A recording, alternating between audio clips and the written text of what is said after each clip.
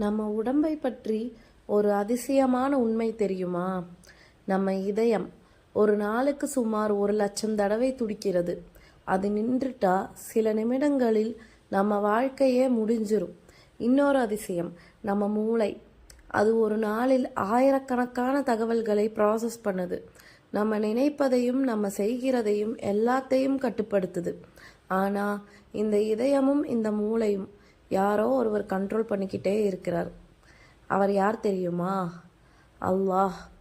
அல்லாஹ் திருக்குர்ஆனில் கூறுகிறான், அவன்தான் உயிரை கொடுக்கிறான், அவன்தான் உயிரை எடுத்துக்கொள்கிறான்.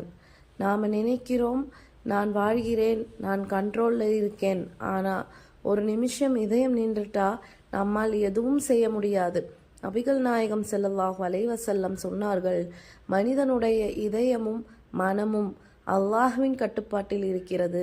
அதனால்தான் சில நேரம் நாம் காரணமே இல்லாமல் சோகமாக இருப்போம், சில நேரம் காரணமே இல்லாமல் சந்தோஷமாக இருப்போம். எல்லாமே அல்லாஹ்வின் இச்சை. இவ்வளவு பெரிய அதிசயமான உடம்பை அல்லாஹ் நமக்கு கொடுத்திருக்கிறான். ஆனால் நாம் இதை எப்படி பயன்படுத்துகிறோம்? நல்லதுக்கா இல்லை தவறான விஷயங்களுக்கா? ஒரு நாள் இந்த இதயம் நின்றுவிடும், இந்த மூளை வேலை செய்யாது. அந்த நாள் நம்முடன் வருவது நம்ம நல்ல செயல்கள் மட்டும். அதனால் இன்னும் நேரம் இருக்கும்போது அல்லாஹுவை நினைச்சுக்கலாம், நல்லதை செய்யலாம், துவா செய்யலாம். ஏன்னா நம்ம வாழ்க்கை நம்ம நினைப்பதற்கும் மிக குறைவு. ஒவ்வொரு துடிப்பும் ஒவ்வொரு மூச்சும் ஒரு வரம்தான்.